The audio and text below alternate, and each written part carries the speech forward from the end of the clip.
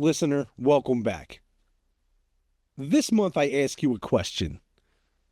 You ever wondered what it's like to survive a lifetime of Hollywood? You know, from the era of these big budget golden blockbusters to all the way to these current AI maneuvering of the strategic algorithms of these streaming platforms and what have you, you know? I think this month you're going to get a kick just like I did, sitting down talking to a generational talent. The grandson of Jackie Coogan. Don't worry, you know Jackie. Jackie's the original Uncle Fester from the original Addams Family.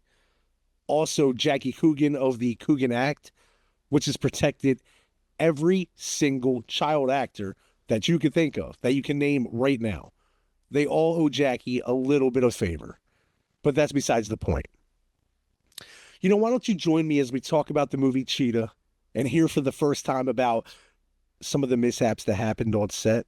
Because I thought it was pretty cool, and I think that you're going to love to hear about them too. And at the end of it, as always, we're going to play a little game. This one I call Reel to Reel.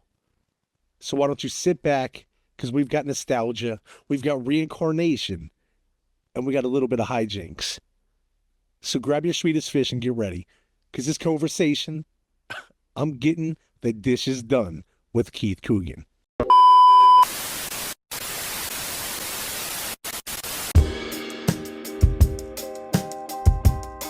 You know it's about that time to grab a bag of the stickiest itchy bond you can find and pearl one up.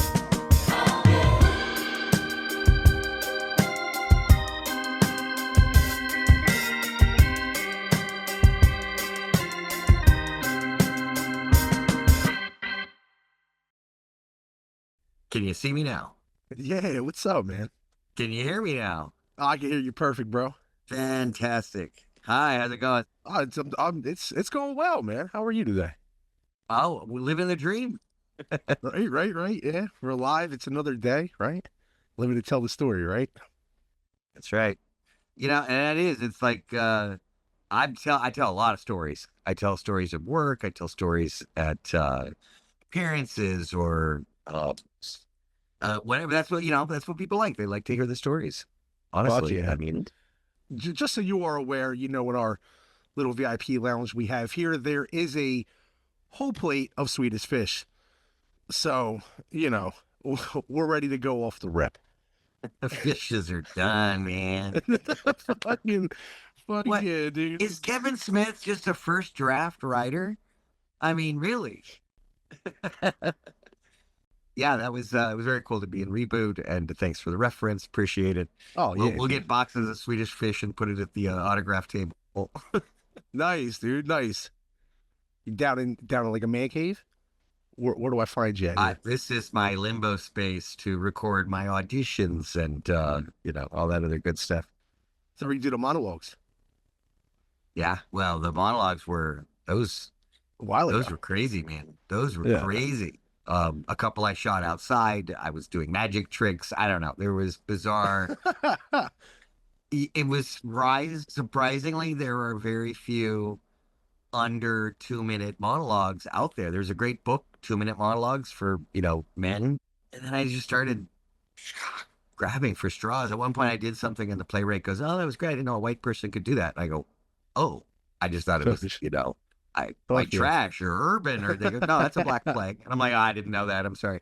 And I did a Fight Club bit and Chuck Palahniuk goes, "Oh, it's a nice job." And at one point I got hit up by he's curator at Pasadena Playhouse for new playwrights. He publishes them and he goes, "Hey, just want you to know, I saw you do some monologues for some of my artists." And I go, "Oh, hey, if it's a problem, I can take them down." He goes, "No, could you promote the new plays?" And it was great. That's So cool, man. Had a relationship with him ever since I did the monologues, and they got me work. People were asking my manager, "What does Keith look like right now?" And she's like, "You could see a monologue he did last night." That is very cool. That's my favorite author. That's especially Fight Club in general. Like right behind me, I have the reaction figures that Funko made, the 3.75, almost the GI Joe scale, and that's the whole Fight Club right there. It's the full set they made. I bought them from the sculptor themselves that work for Funko. Wow. What are the 4 figures? It's Tyler Durden. Tyler Durden with his shirt off.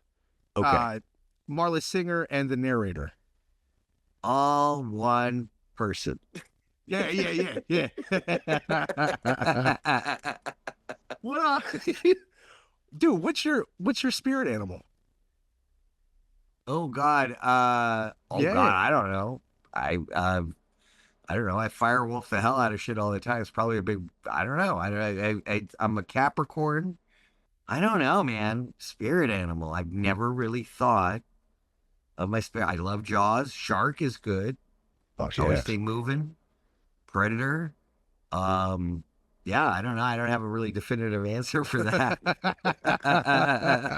My wife, it's easy. Flamingo. Period. Bam. You're Right? done. Oh yeah. Yeah, anything, I never understood why it was a penguin. I guess maybe slide is kind of like the Bruce Lee be water, you know what I mean, kind of deal, philosophy. But speaking of Fight Club, right? Fight Club took place fictionally in Delaware, and you made a movie. I'm sure you're aware. I don't know if you know about this movie called Hiding Out. It took Yeah. place in a fictional place in Delaware called Topsail. Which really, because Topsail's what, South Carolina, but right near the edge of North Carolina. We shot in Wilmington.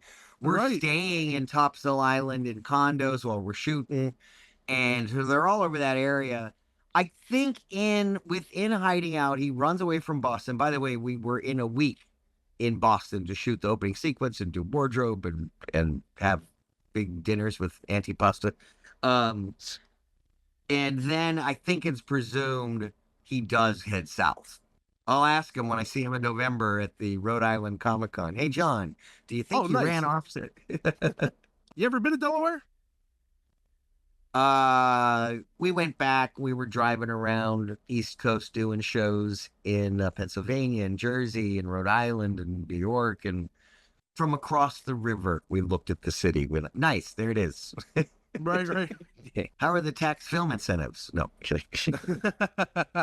I know we have a lot of incentives, especially for big business. Almost every big company on the planet is based out of Wilmington, Delaware, or someplace in like Newcastle, Delaware. They give some kind of big business tax break. I don't know. Well, you have private records laws, easy incorporation.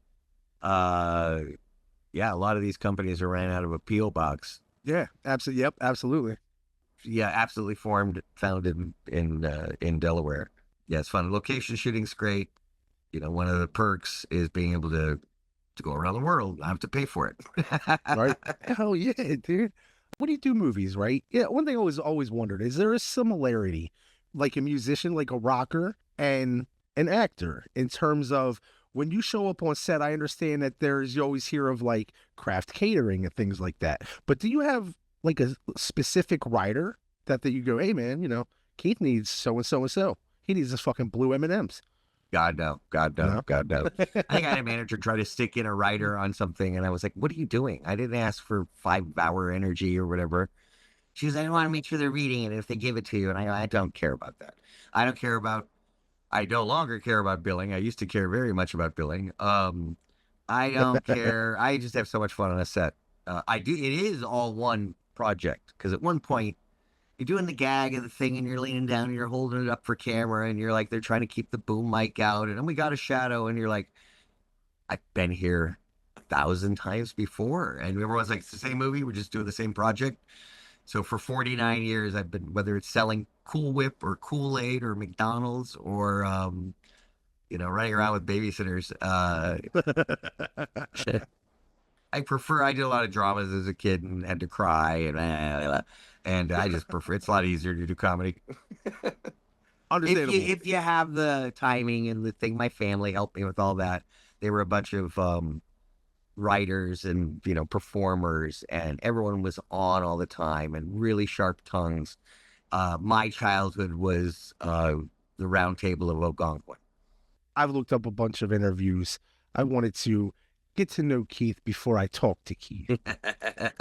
I've heard a lot about your grandfather, and I found it to be interesting, which I know you've probably heard a million times, right? Uncle Fester, and then Gomez Adams, and then you working with Sean Astin. Was that like a inner circle or just small world kind of deal? I've known Sean since birth. I've known Sean. We're Really? family. Adam's family knew each other. Went to the set in the '70s when they did the color Halloween Adam's Family Christmas special. All the original cast members were alive then. It was really cool. And so I've known Sean. We used to hang out. Me, Sean, Mac, our friend Gabe, who was Mitchie and a real genius. Uh, Others. Sean and Patty lived in like near Westwood, Brentwood, in west side of LA. And we were a hop, skip, and a jump from his house to all the movie theaters in Westwood, so everyone just kind of hung there. We'd make short films, throwing Mac out of windows and running all over them with Cadillacs and having fun. Patty's like, "What you doing?" They're like, "Well, we're gonna throw him out the window. He's gonna roll off the roof, and a car hits him and throws him through the air." She goes, "Okay, just wear your seatbelts." Right. She knew we knew what we were doing. We did give a flat tire to the car. Sorry, Jeff. Apologies to your Cadillac. Oh no, not the caddy. Not the Yeah. caddy. Yeah, so and you go up for stuff, and it's the same group of guys. It's Sean Right. and Will and Christian and River and Corey and it's always the same group of guys. This is so stupid to ask. Did you guys ever have like a nickname for yourselves? Like how you hear of like the Brat Pack and shit? You guys ever have a nickname for the guys? I know, but the in Toy Soldiers, we readily nicknamed Yogurt, who Sean Phelan had spilled a yogurt in the crew van on the way to set. And it was like a 40-minute ride from our hotel up to the Miller School where the film was shot.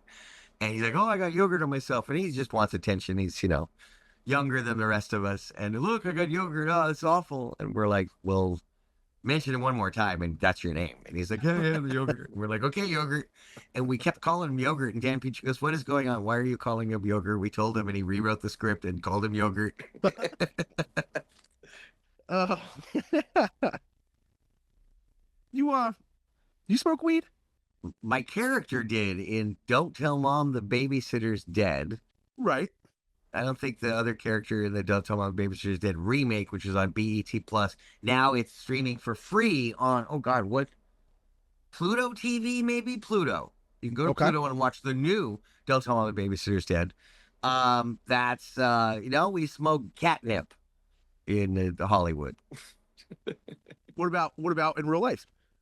So in Don't Tell Mom the Babysitter's Dead, man, yeah, my character really loved it and smoked it. And, and what's great about the character is that, I don't think when you're trying to be a young Disney star and just keep working for Disney for the rest of your life, I think I've done 6 different projects for them over the years. And my family was very adamant about just, you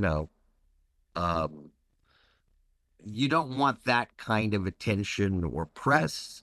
I was a nerd. I'm a Dexter. I read since I was 3, graduated high school at 16. Total Dexter, but I'm a good actor. Hey, man, you got the showmanship and you got the brains. No, I'm dumb as a box of rocks, but for an actor, I'm pretty quick, and and if things aren't going my way, I'll just start messing with the other actors. Give me a prop. I'm not a method actor, but I do like to kind of gear in with somebody and get to know them a little bit and know how to push their buttons. That's important for the types of characters I play. And you mentioned the method acting, right? I want to go out on a limb here because I was thinking, right? What kind of actor is Keith, right? I'm gonna throw, like I said, I'm just throwing this out here. I'm fucking throwing not educated guess, best educated guess, right? Do you do the miser technique? No, God, no. You take whatever technique works and you use it. I've studied all of the stuff, and tell me about your mother and how did it feel? And I'm like, I'm on a spaceship with an alien. I don't think there's anything I could grab from my life and pull from this. Right. They did try to make us spend the night at the school during Toy Soldiers. They surprised us. They're like, "Tonight, you're all going to go spend the night at school. You're going to be under the rules, and if you get caught sneaking out, I'm like, "Well, I ain't going." They're like, "What?" I go, "Well, SAG rules is it has to be best, accommodations available in the area. And that's the days in hotel I'm in right now. I ain't going to the school. And also, I don't like surprises on a film with helicopters and guns and, grenades. So have fun at school. And I go, I don't think spending the night at school is going to make me any better in this movie. I can pretend that I know what it's Right. like to live in a dorm and all that other stuff. So Dan Petrie respected that, and I did not. I watched cable at home. It was great. So that's cool. Though. They have to give you the best accommodations available in the area, huh? Yeah, which you could be in the middle of nowhere, and it's a Motel 6. Oh, absolutely. But absolutely, if you're in absolutely. Times Square, And it's and you're even shooting worse around because there, when you're that's outside of fucking LA, then it's 6-day weeks and you only get 10 hours of turnaround time from wrap to call again. In Oh, LA, shit. it's a 5-day work week and a 12-hour turnaround. So location is grueling. And the person's just burning money on location, all the hotel and the meals and the flights and can really add up. So they better be getting a really good break at wherever they're shooting to have to fly everyone out to there, either in location, the construction costs, set construction costs, any labor. Sometimes there's a really film-friendly communities like Vancouver or Toronto or Wilmington. Absolutely Wilmington. Now Jersey is the third highest state for filming, third most Really? popular state for filming. Yep, all the tax incentives. Kevin Smith really pushing Jersey. Film Yeah, in yeah. the United States began in Menlo Park. Did not know that. Edison's patent. Edison patented the film. You had to pay him to film a movie, and you had to pay him again to project a movie. Damn, I did not know that. Yeah, and so Hollywood ran from Jersey. They ran across the river to New York. Edison's attorneys caught up with them. They ran down the eastern seaboard. They got to Florida, and the attorneys caught up with them. They headed west. They got to Boulder, Colorado, and they went, perfect.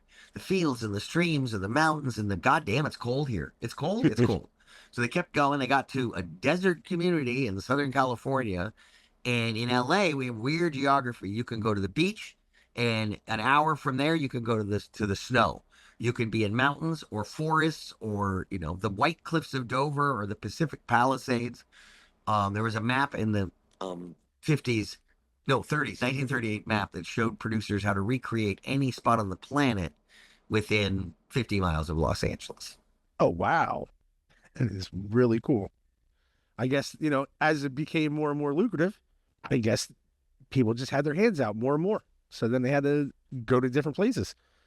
Boost the economy, like you're saying. I would say hands out more and more. If you're doing a job for 20 years and you won awards and you've done it safely and on time and on budget, and you have a good rep and you're fun to work with, why should you take a pay cut because some multi-billion-dollar media company decides they want to cut costs?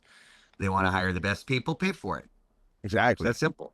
And if people work their way out of that and they just start getting younger and fresher people and stuff like that, the quality of stuff could suffer or not. You get a new generation. They're definitely learning and pulling from the older generation. The problem is the cost of living in LA. That's why they pushed on we need raises and all that stuff. I'm like, just step outside of LA and you get so much more bang for your buck in terms of real estate prices. Right. But then there's no steady work. There is now a pullback from some of these other areas that had big film growth. And they're finding that things are paused. There's nothing really coming. We built these stages and now there's no work. So it's always a kind of battle. You want to be treated fairly. A lot of people will just want to be in show business. I'll do anything. And they will get taken advantage of. They'll be underpaid. They'll put in risky situations when they shouldn't be.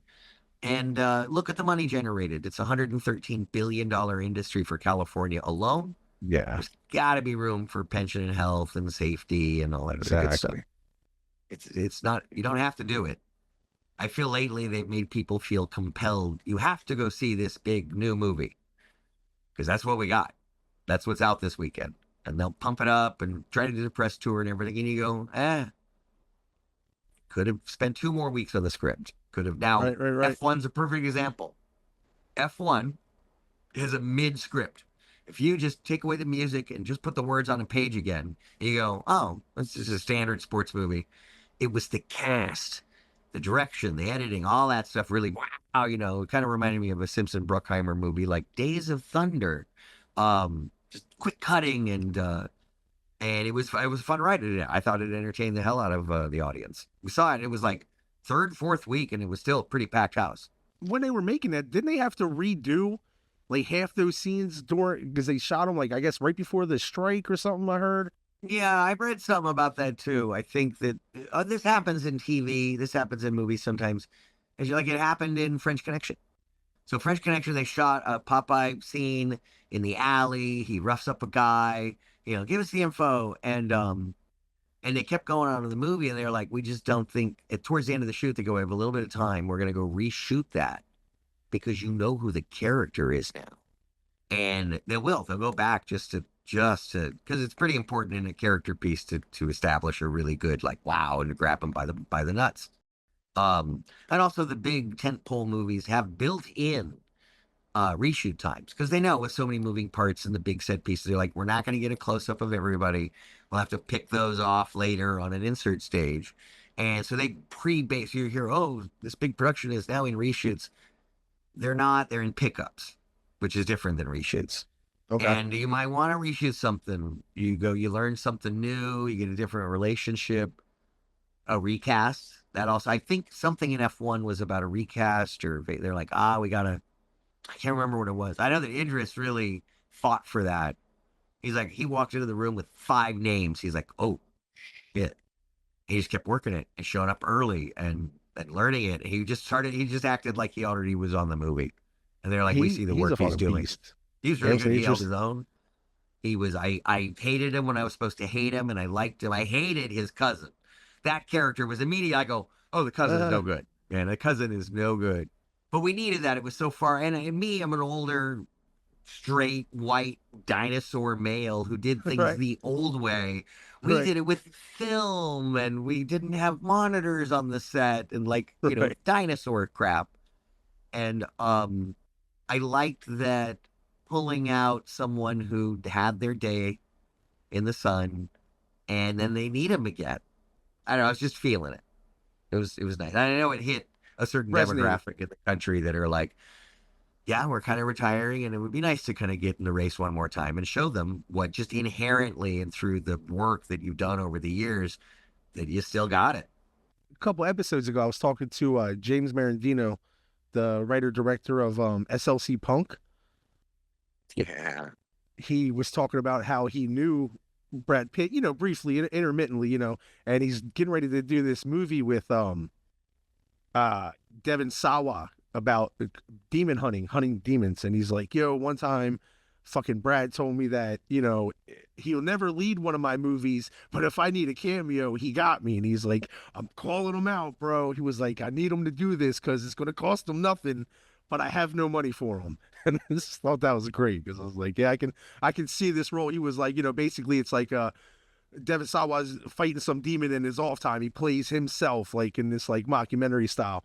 And then he's like, fuck, I can't beat this demon. So he calls in Brad Pitt as Brad Pitt, kicks in the door, does what he does. And he's like, nobody will ever believe I was here. And he's gone.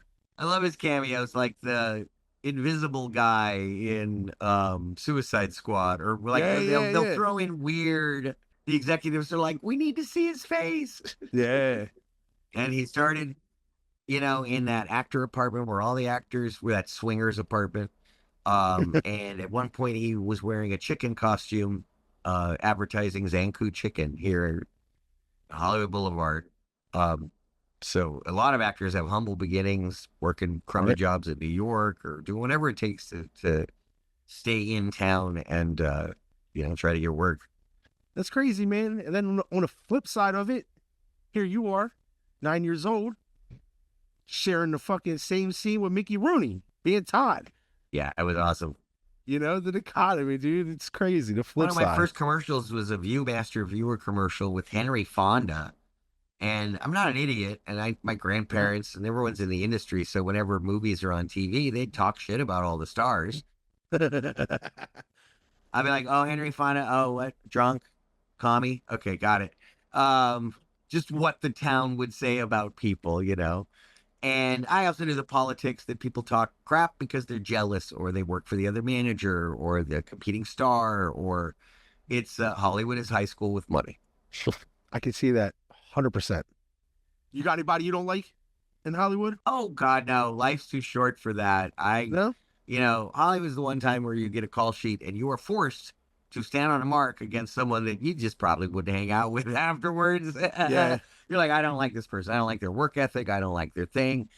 But here's the thing, is I am more about the work than I am the person. So if you're a crap and you treat people terrible on set and you bum and all of a sudden they say rolling and you got it, you got my respect. Because you're good at your job. Conversely, you could be the nicest person and gracious and giving and polite, and you suck on camera. I don't have respect for it. I know. It's just a little thing when it comes to the work. I get it. It's called a pet peeve, but in reality, if you're interfering with the work in an environment like that, at least to my knowledge or understanding, then you're fucking up everybody's flow. It's kind of like an elephant in a room when you feel that heaviness and you just know something's going on or something's off, but the person is so oblivious or doesn't want to admit it or whatever, whatever it is. That's usually when that's happening. I'll stare around and I'll see everyone kind of at an impasse, and I'll go, "Hey, it was my fault. Can we move on? Break it up. Get them to laugh. Yeah, break this shit." Because it's why are we not rolling? Everybody, everybody knows. Deep down, everybody knows. But I guess that's, it's also the prep school etiquette of it. Now, what's interesting is Hollywood is using AI to crack the numbers and see what stars are really worth. Oh, shit. Here's my price. They go, we're not paying you that. You are worth $237,000.50. They're like, but I get $1 million. No, you don't. We looked at the numbers, looked at your box office, looked at the budgets, looked at the release schedules. You are not worth that. And there's going to be a quick correction because it's no longer, it's literally Moneyball. Instead of he's got a good chin. Oh, his wife's cute. Oh, he's just, he's got that look. Screw that. They want to see the numbers. This is show business. This is entertainment industry. There are billions of dollars at stake now in the whole conversion to streaming wars, and it's not working out. Right. The streaming services are losing money. Audiences are unhappy. They're being jammed with commercials. They're paying for cable and all the streaming, and it's just, is the entertainment better? Hollywood just has to learn how to make better movies and make them cheaper. How do we do that? Hire Keith Coogan. I'll work for scale. He said, I got my SAG card. Let's get it, right? Yeah, man. I just need a series. Pay me the scale, whatever. It's really not that much if you think about it. Actors don't work every week of the year if that's all they do. So they work 3 months and then be down and out of a job. So they better make good money on those couple of projects like they do school work bus on. Drivers. Sure. They have off in the summertime, although summer might be whenever throughout the year. You work a set amount of months, set hours a day, bada bing, bada boom, and then you go on with your life. Yeah, Ralph Cramton did great driving a bus. It bangs, boom, straight to the fucking moon. My wife always says, he always had such perfect Hollywood hair. Yes. I said, you know what? Yeah, I'll allow it. Yeah. Yeah. As a kid on TV, it was that freaking bowl cut. They would blow dry it and all that other crap. And then in movies, I just wanted to change it for whatever was appropriate for the character. So dye it or wear a wig or whatever. Kenny was a wig? Yeah, Kenny was a wig. For the first half, right? Then that was you at the end. Yep. I kind of thought that because I was like, that wasn't that Coogan crisp, man. It wasn't, throughout, because it went from like a kind of, dare I say, Kathy Griffin-like. Oh, yeah. Because there's a medium part where he's cleaning up and he kind of brushes his hair and it just looks very Prince Valiant-like. I don't know. It's weird. But I love that transformation. He's like a metamorphosis, like a butterfly.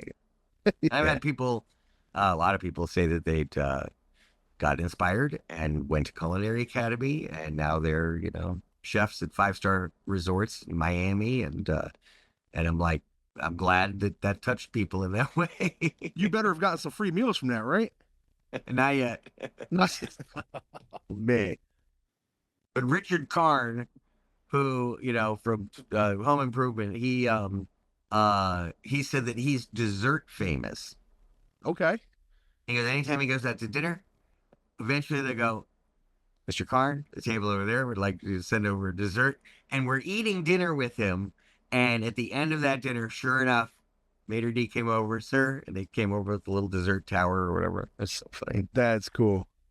I am, though, weed and beer famous because, trust me, everyone wants to smoke a joint or drink a beer with Kenny.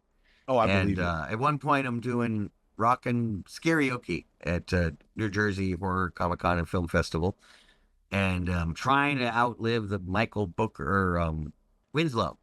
They're like, "Oh, Michael Winslow did it last year. He was amazing." I'm like, "Well, I better be amazing." So I'm hosting karaoke, and a fan lit a joint and like held it up to the stage, and it was at a casino. Oh We're like shit. Hard Rock or next to Hard Rock, and the guy running the casino and the bar and all that stuff came over, and he's like yelling at me. And I'm like, "Dude, I don't, I can't control what the fans do. That's."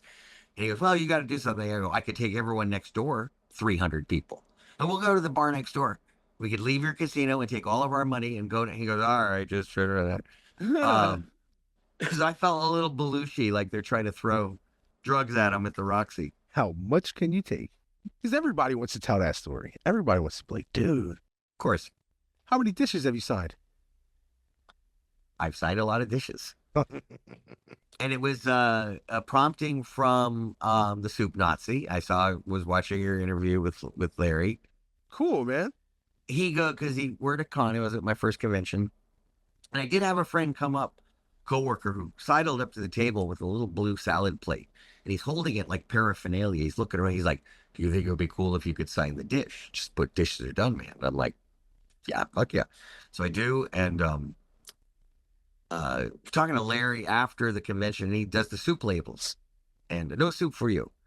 And he goes, "If you have anything, a catcher's mitt, a ball, a axe, a lasagna for that clerk's girl, she does fire extinguishers and lasagna pans." He goes, "Get them, get bulks of them, sell them at your table, sign them, because some people go hard. Yeah, oh, I got the DVD, I got the Blu-ray. They're like, I got the laser disc, I got the European poster, I got the ash doll that's this big, the ash doll that's this big, the one where the chainsaw comes out." I have a friend who has like a whole Evil Dead corner, and it's kind of, but having something. So the dishes, I've sold them, ever since that first show, and sold thousands.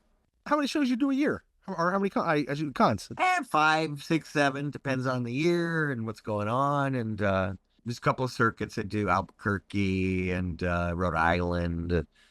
Haven't been in Jersey in a bit. We're trying to get into some newer shows. Florida, we do a lot of the toy and collectible shows. So you'll be there next to the USS Flag, the aircraft carrier from, G.I. Joe, which is the greatest toy ever. Nice. And, Rainbow Brights and the Strawberry Shortcakes and Transformers and Keith Coogan and what? Who? What? So we just love doing them.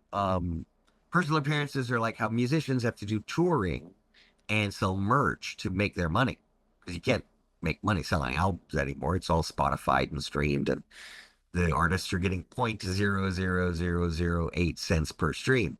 So it's personal appearances. That's how make the connection. Fans can take something, and yeah, we love them because we get to travel.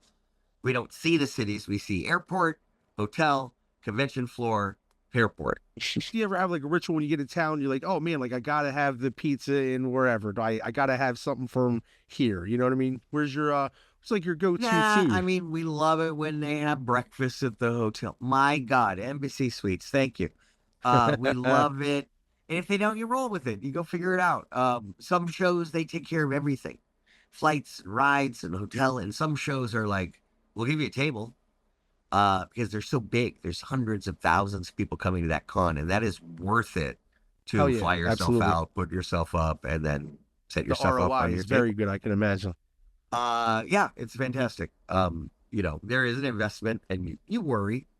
Sometimes You're like, well, what if it's slow? What if you're done? What if people don't care anymore? But we find that the nostalgia seems to be growing.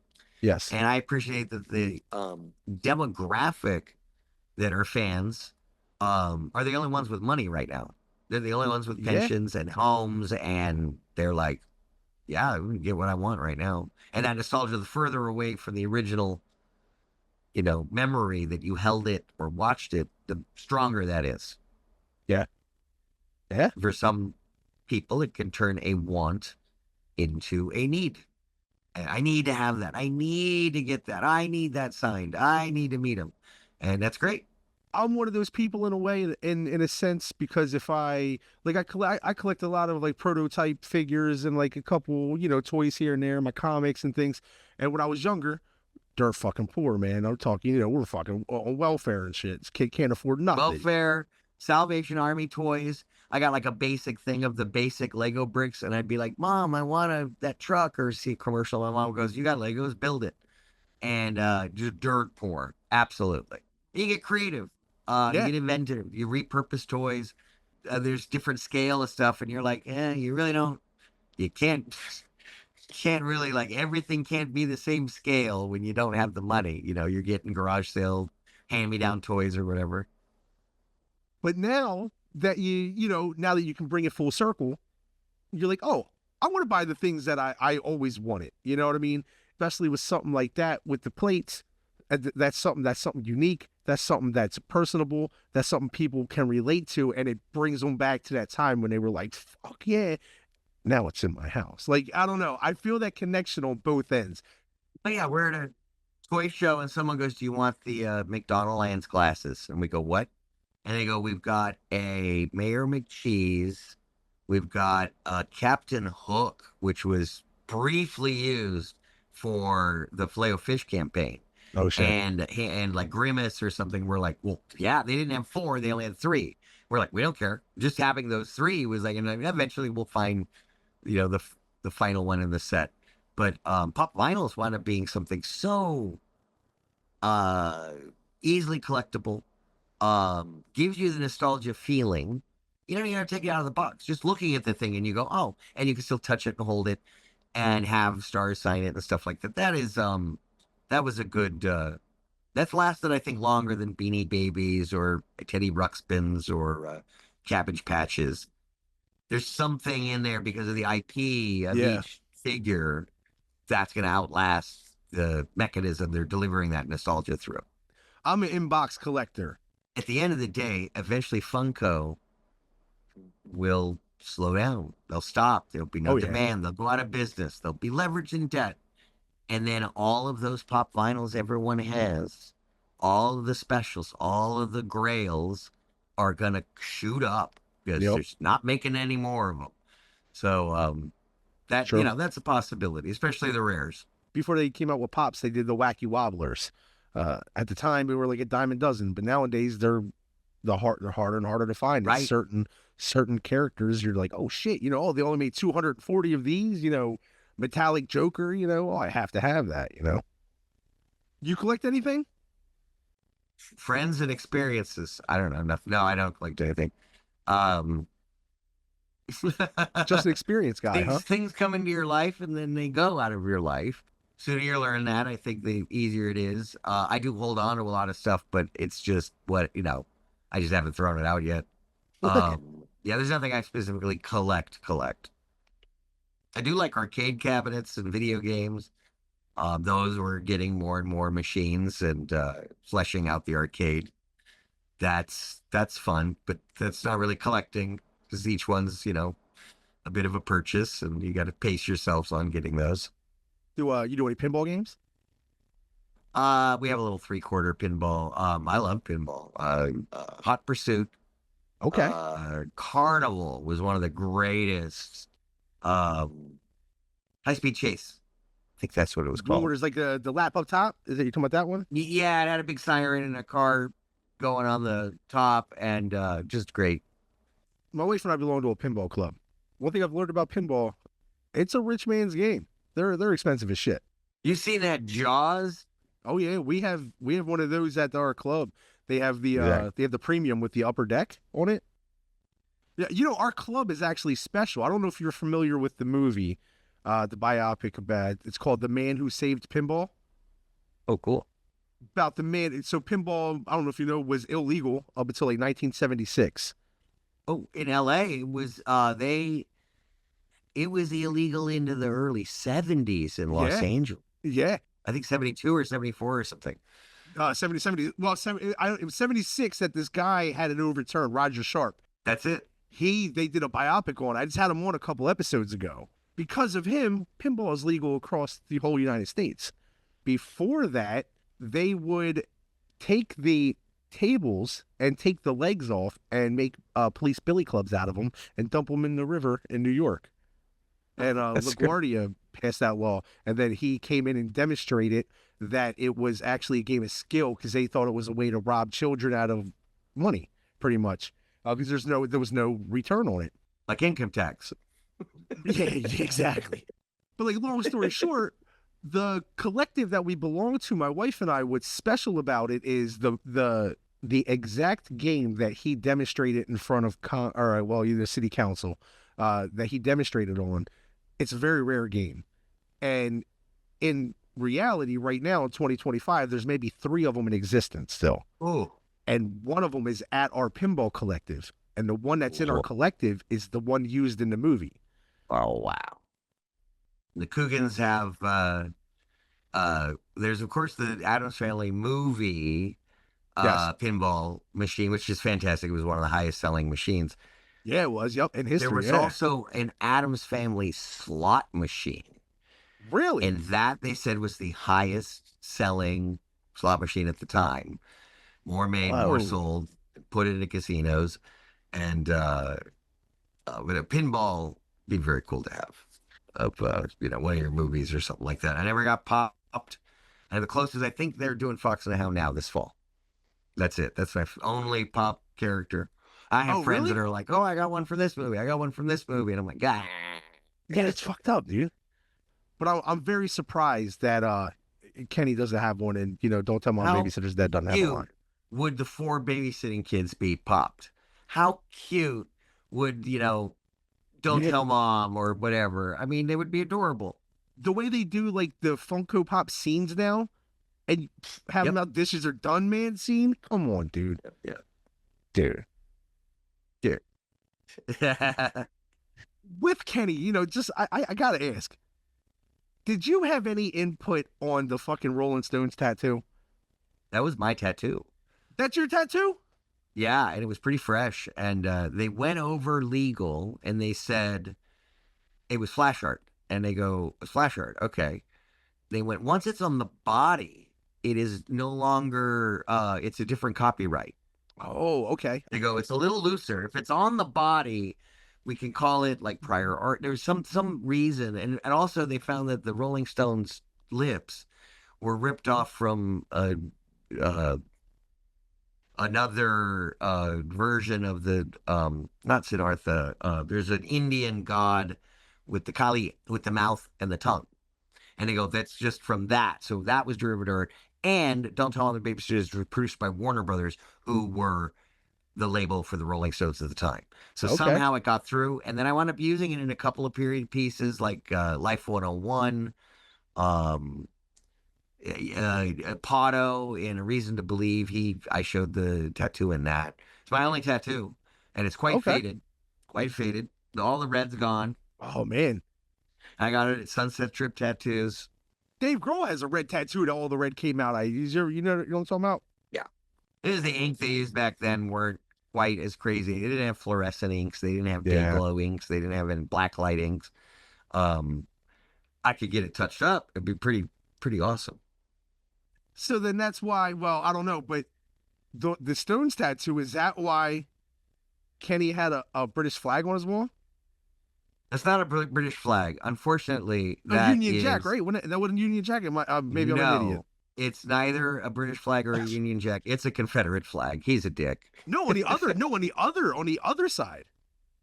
Oh, and the other side, I think that was either a knack poster or, yeah. You're right. But hanging from the ceiling with the camo netting is. Oh yeah. The fucking no, the yeah, I rocking know that. Confederate flag.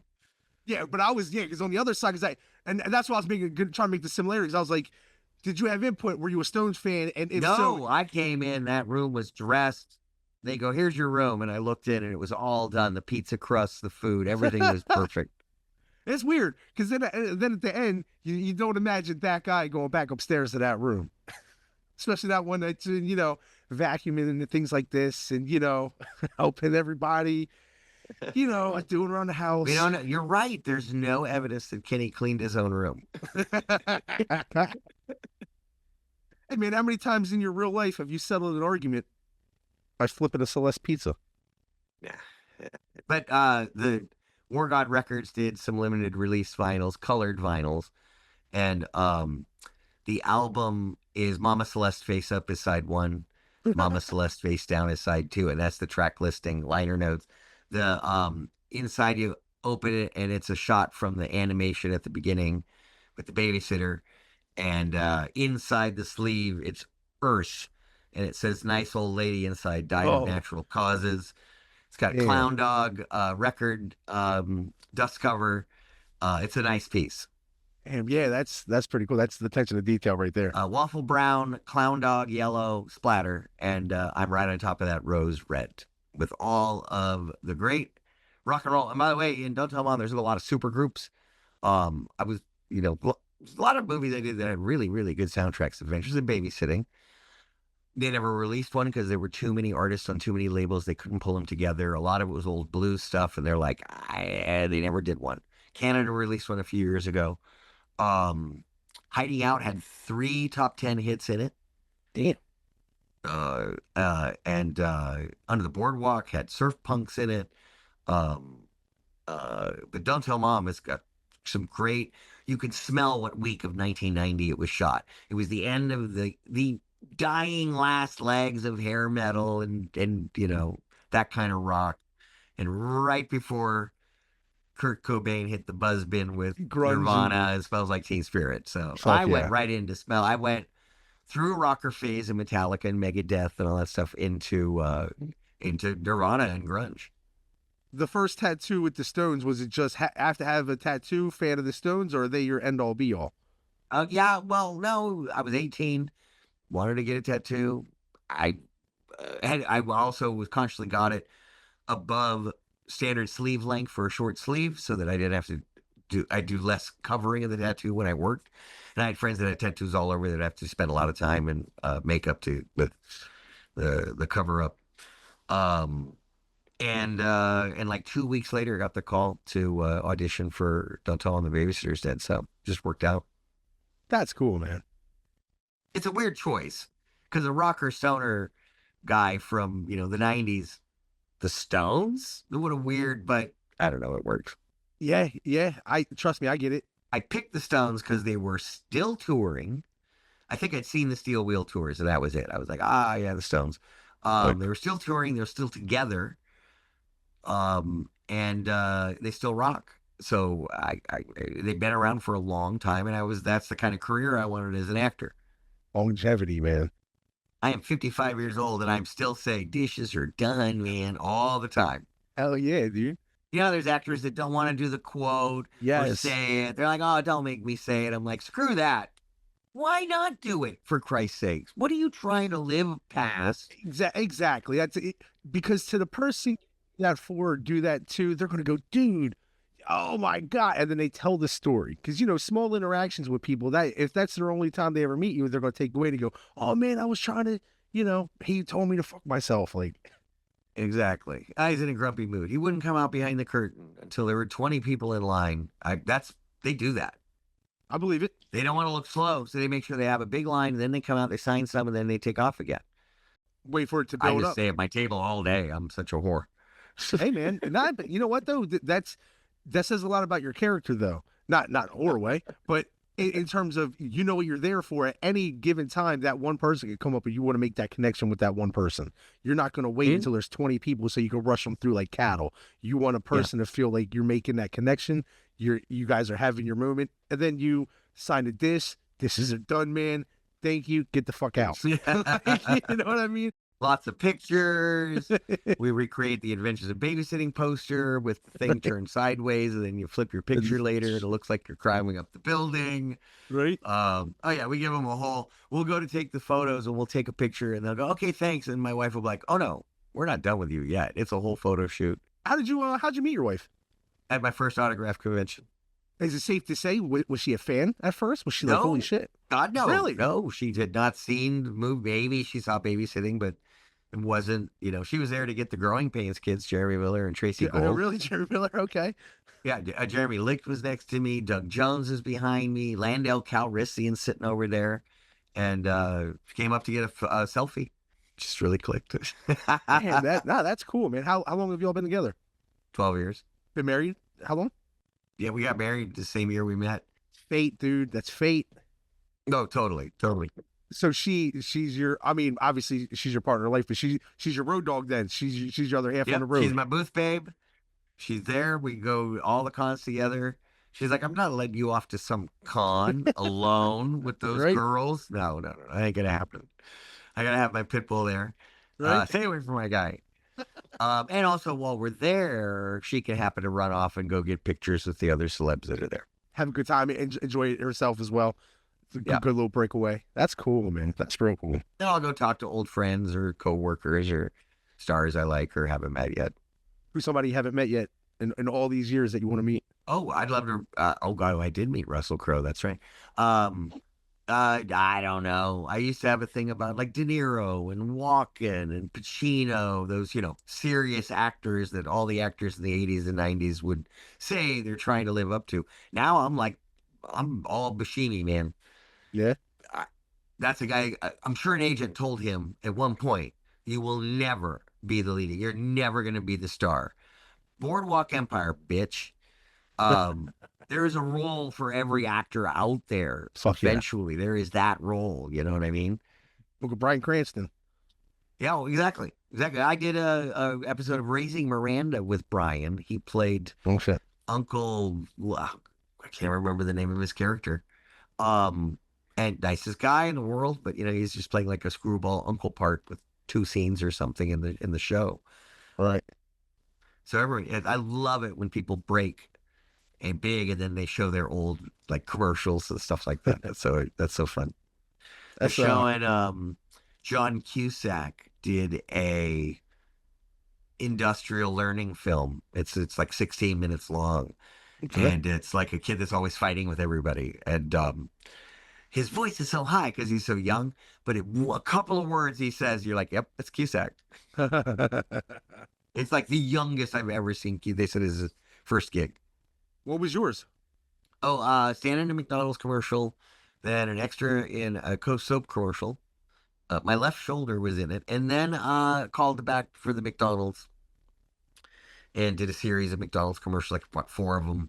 Kept going back doing McDonald's as well as Toll House Cookies, Duncan Hines, Texaco, Ford, Cool Whip Kool-Aid, El Toro lawnmowers, jeans, Toyota, Mother's Cookies, Sugar Smacks, Rice Krispies, Hamsies.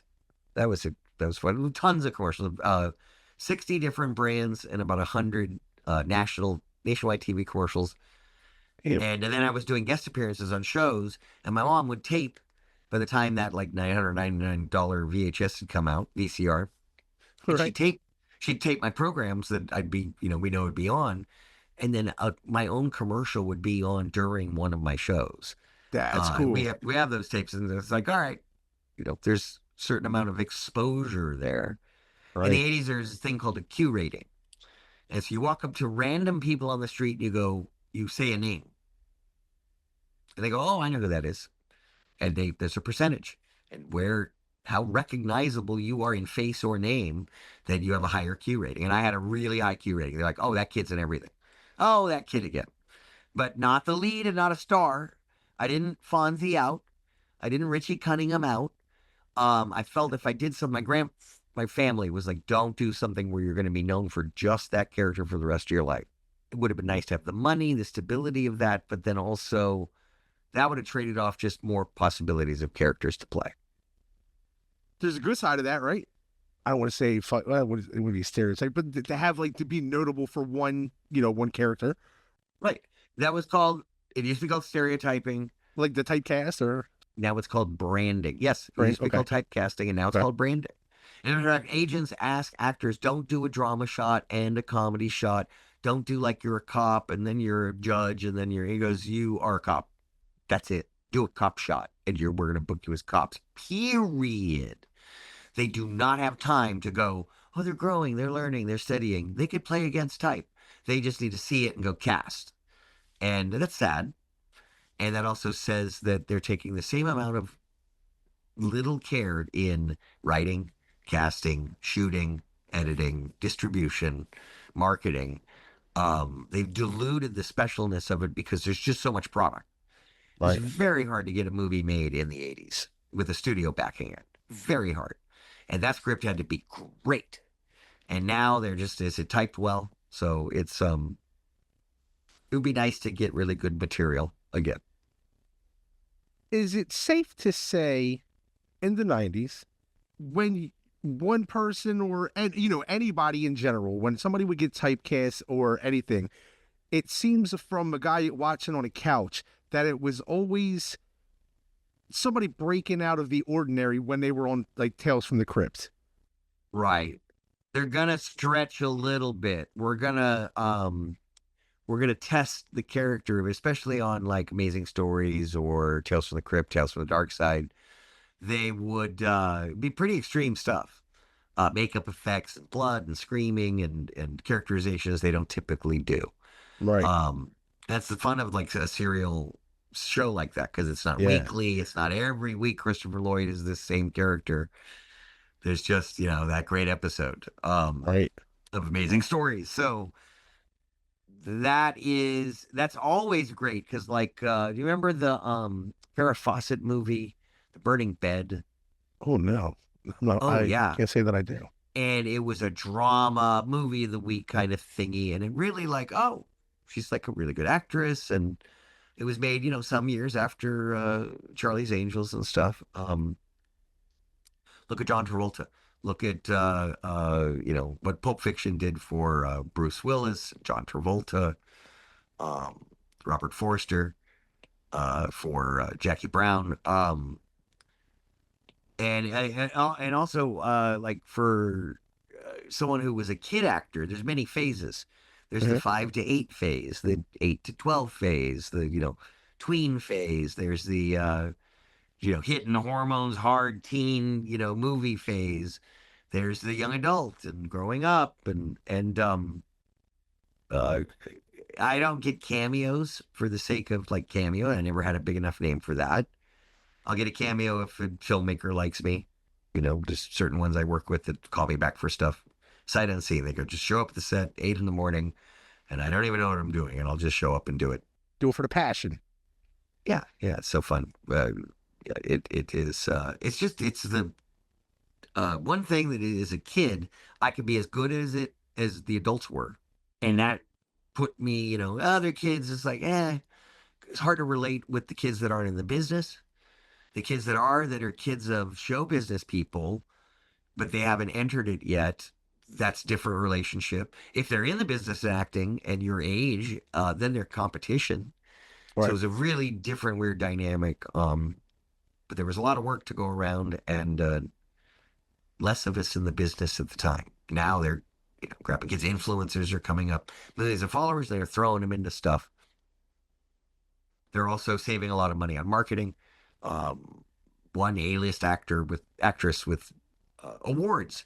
She lost a really juicy part. They go, well, you only have like 800,000 followers on Instagram, and this one is 3 million, so we're going to go with her, new person. And when it comes time to promote the movie, instead of spending $20 to $100 million on P&A, promotion and advertising, they will merely ask their star, could you tweet that the movie's coming out this weekend? Yep. And they've handed over that power to their stars. So it's totally star system again, but they've also handed over that power to the stars. And that star could say something and go, I don't like the movie. I don't think, I don't know, blah, blah, blah. And all of a sudden you've got half of the audience tuned out. So keep your star. Disney does it great. They got morals clauses. They go, you say this, you do this, we will reach into your account and take the money back, bitch. Oh man, I bet that shit's ironclad too. Never right? mess with the studio. Disney, just for the fact that you want to work for them again, because they keep creating new audiences every 9 months. It's so and true. Those kids are going to start with Snow White, then Pinocchio, then Bambi, then this, and they're going to get up to Fox and the Hound, and then they're going to go through the whole thing. Lady and the Tramp, right? They're going to go through all of them. And Disney Plus was the only streaming service that made sense when it came out. I mean, their backlog. I mean, you have every single Disney animated movie ever made. They're like, yep, except Song of the South. Cool. I'm in. And a parent can just put it on Disney Plus It's kid safe, and they leave it on the kid version of Disney Plus. The kids can sit there with the remote and go nuts all day.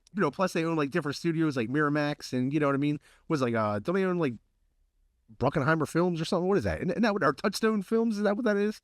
They're on the umbrella for so many different things. 4 brands. They have Walt Disney Pictures, they have Buena Vista Pictures, they have Touchstone, and they have Hollywood Pictures.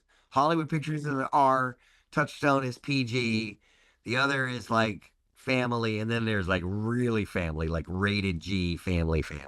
Gotcha. You want to get in on that rated G money, right? I assume there's great money in that. Cheetah. I did Cheetah for Disney, and it's still playing. People love it. They still watch it. They show it in prisons. Calms the prisoners down. It's outside. There's animals. There's kids. It's innocent. You know. Did you take it because it was a good paycheck? I took it because it was going to be the same check as Honey, I Shrunk the Kids, except the shoot was shorter. So instead of 6 months in Mexico City, it was 5 weeks in Africa, and you get the same. So I chose Cheetah. Okay. Hey, man, and plus you're an experienced guy, like you say, man. I mean, 5 fucking weeks in Africa. Yeah. You ever been back? No, and I want to go back to, they have the touristy kind of safari camping places. You usually land in Nairobi, and all of Nairobi is surrounded by a game reserve. Like, you look outside the city, and you're seeing gazelles and zebras and crap. But there's Masai Mara, Tsavo, treetops. There's a place where lions come and walk around the camp at night. We went with a safari troop, and we had a base camp of 80 tents. Right. We took showers out of oil drums with, boiled water and then gravity fed. We ate well. It was, a movie crew food, but out in the middle of nowhere. It was a great experience doing Cheetah, definitely. I imagine so. I've never been out of the country, so, the fucking apples to oranges. But I told my wife, I said, hey, I've always wanted to do this, 40th birthday. I rented an SUV, rented this like RAV4, and I was like I said, we live in Delaware. I was like, we're driving to Vegas. Boom, drove across the country. We fucking took an 18-day trip and just wowed out, man. We stayed there in a nice Airbnb. Wow. I'd never been to Colorado.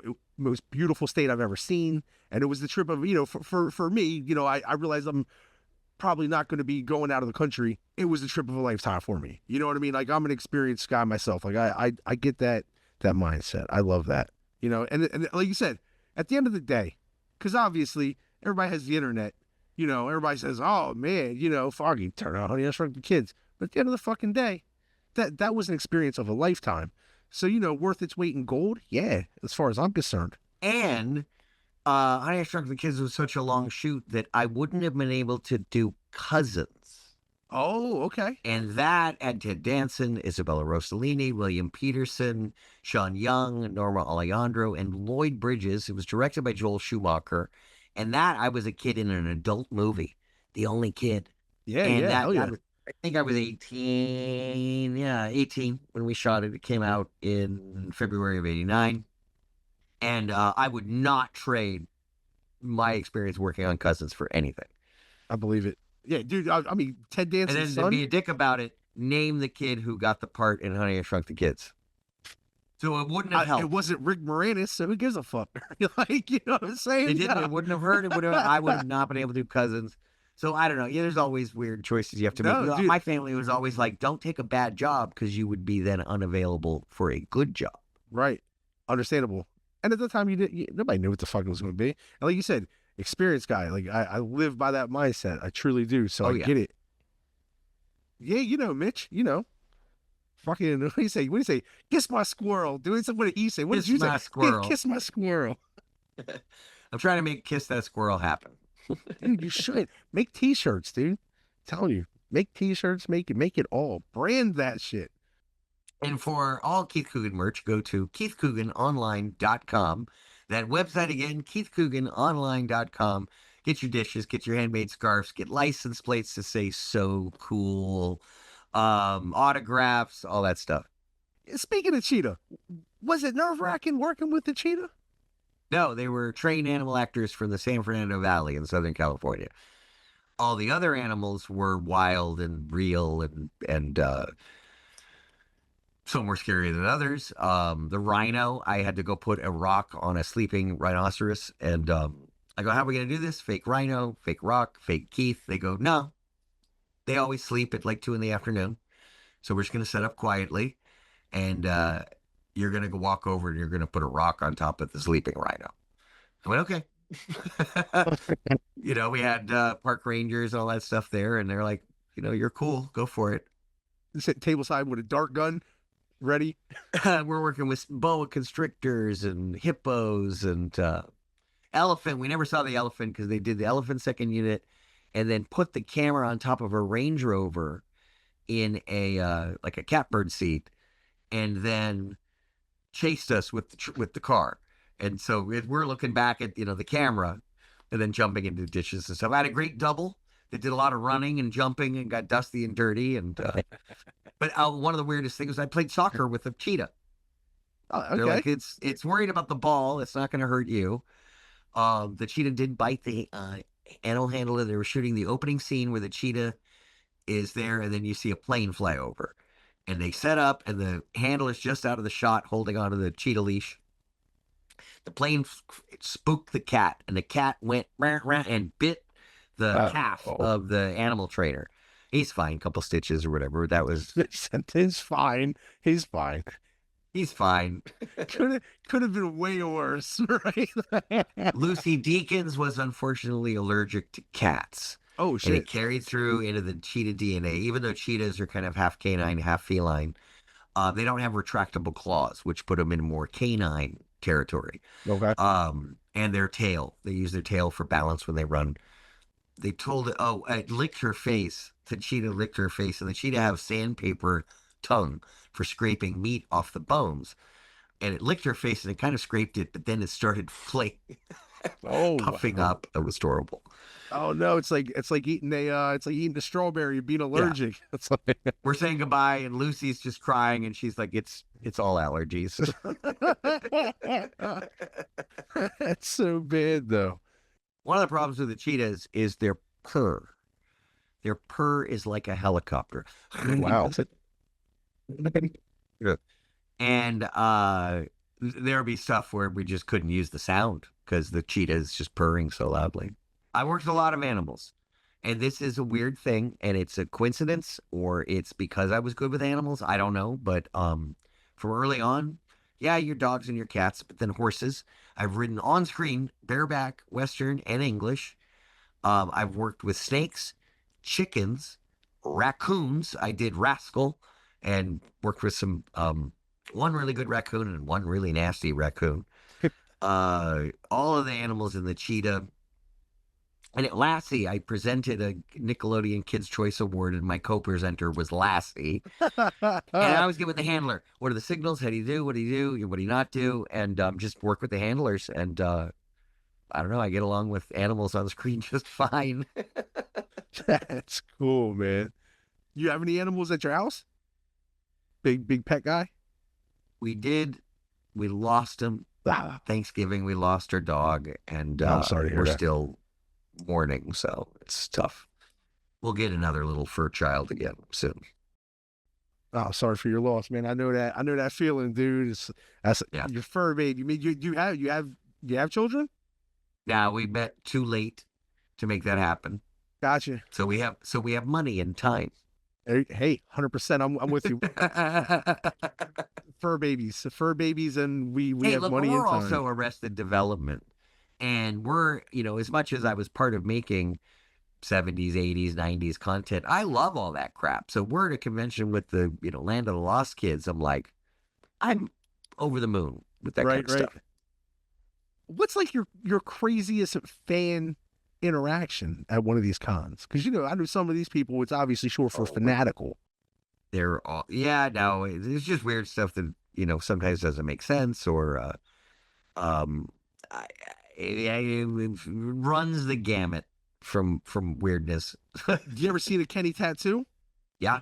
So there's people that have sleeves and leg work, and we love the tattoos. We're currently trying to like gather as many of the photos we've gotten over time. A really good friend of ours, Nicole Squared. Hi, Nicole's.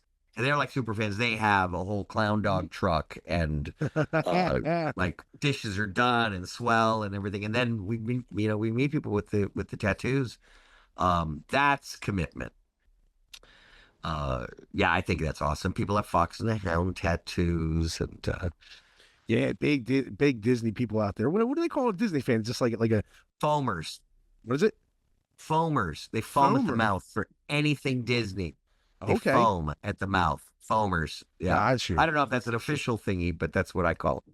I get you. No, fuck yeah. And They're you like can rabid foam bees for for anything. it. You can foam for Walking Dead. You can foam for Star Oh, yeah. Wars.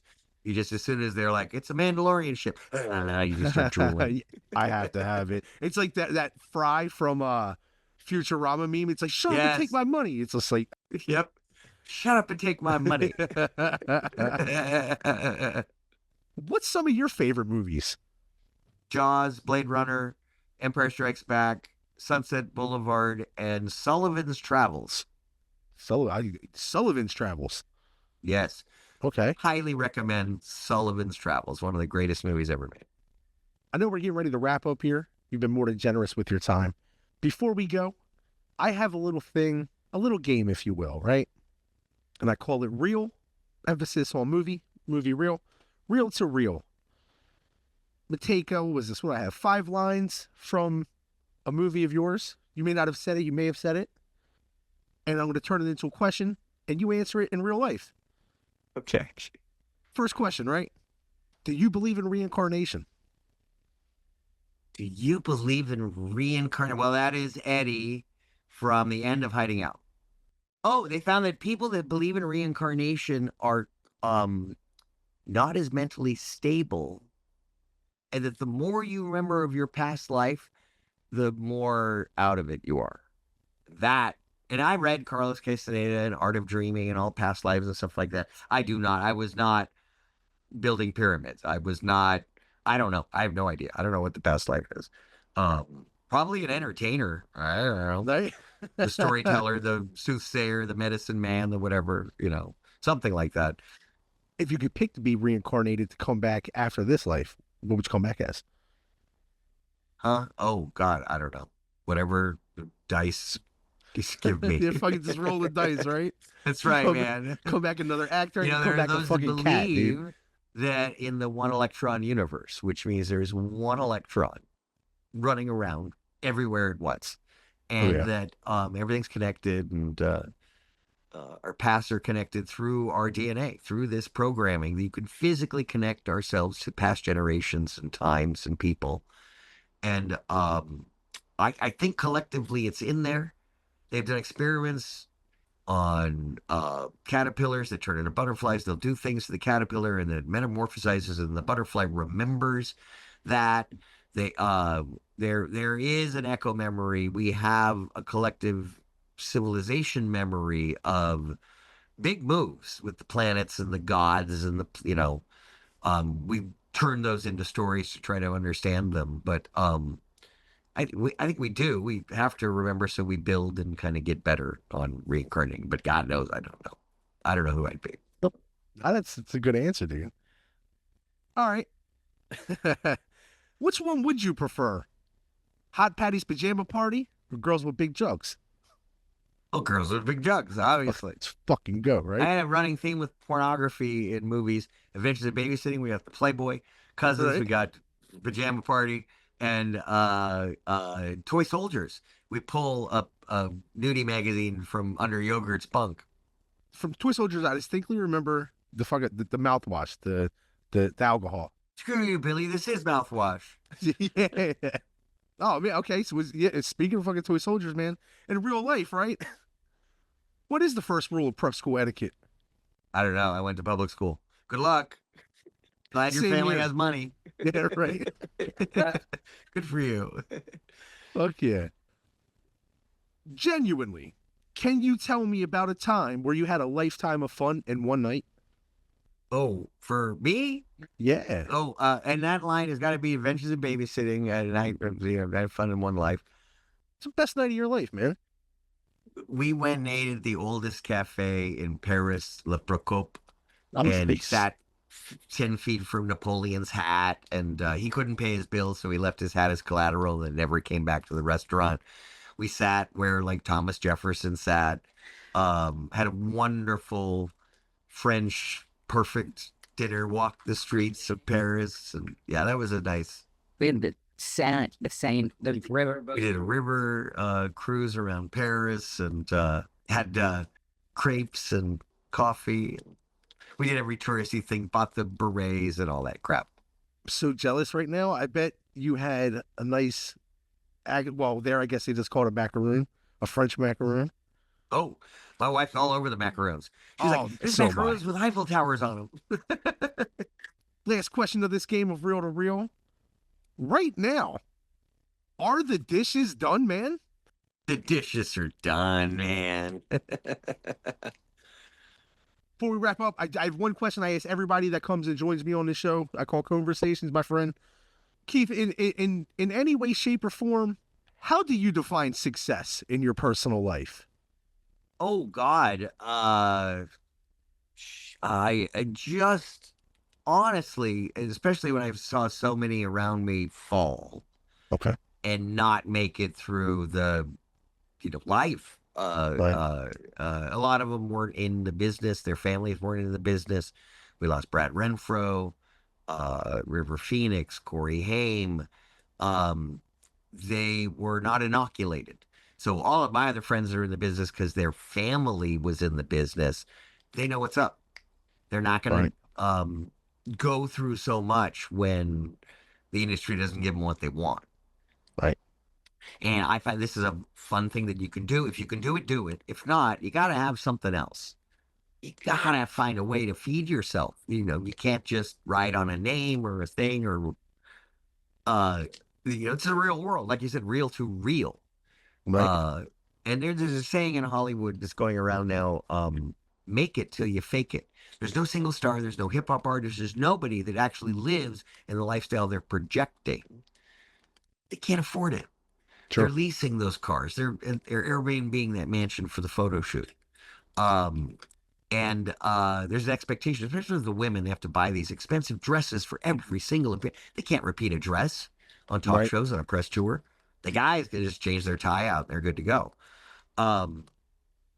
That they are, if they do a thing, they have to spend $400 for hair and makeup and rent a hotel room near the thing. And that is a lot of work to put up an appearance, and honestly, I know in the U.S. we don't have kings and queens. We don't have Harry and Princess Diana and all that stuff. We have Matt and Jennifer and Ben and Reese, and Sandra. And so it's fascinating to see how stars really live. I think that people are very interested in that. And stars work very hard to earn it, get it, protect it. They have security, they try to, different stars have different levels of privacy for their children. Some don't put photos of their children or their names or anything out there, and others are like trying to get their kids work. Let's get this totally money. Different for everybody. Yeah, different for everybody. It's good. That's a very grounded answer. I like that. My friend, I appreciate your time today, man. You have a great, great night. Great interview. Thank you for the weird, wacky questions. I really appreciate it. Thanks for the time. Really appreciate the platform, and rock and roll.